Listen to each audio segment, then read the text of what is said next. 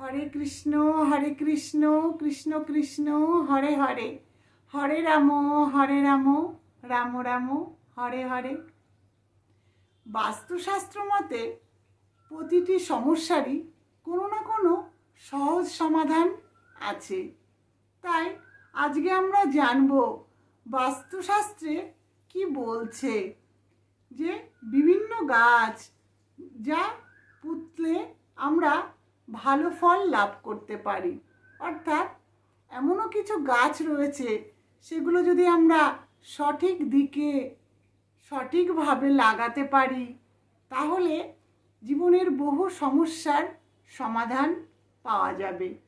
যেমন বাস্তুশাস্ত্রে জবা গাছ সম্বন্ধে বিভিন্ন টিপস আছে, যে জবা গাছকে যদি আমরা সঠিক দিকে পুঁততে পারি, তাহলে আমাদের জীবনের বহু ঝুটঝামেলা অনায়াসেই দূর হয়ে যাবে।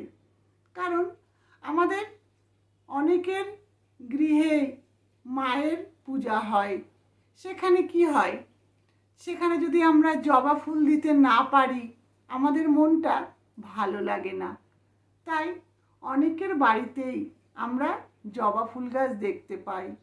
কিন্তু জানেন কি, এই জবা ফুল গাছ কোন দিকে লাগালে বা বিশেষ কোন দিকটা পুঁতলে বাড়ির শুভ হয়? তাই শাস্ত্র মতে, অর্থাৎ বাস্তুশাস্ত্র মতে কি বলছে শাস্ত্রবিদরা, শুনুন।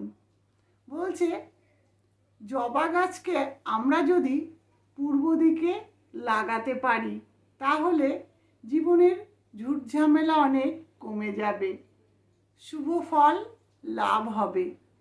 আবার আমাদের খেয়াল রাখতে হবে যেন গাছটাতে রোদ লাগে। আবার শাস্ত্রবিদগণ অনেকে বলেছেন যে জানালার পাশেও জবা গাছ লাগানো যেতে পারে, তাহলেও মিলবে সুফল। তাই বলবো, অবশ্যই সুফল লাভের জন্য জবা গাছটিকে সঠিক জায়গায় লাগান, যাতে জীবনের সমস্ত সমস্যা অনায়াসেই সামান্য কারণেই দূর হয়ে যেতে পারে। হরে কৃষ্ণ।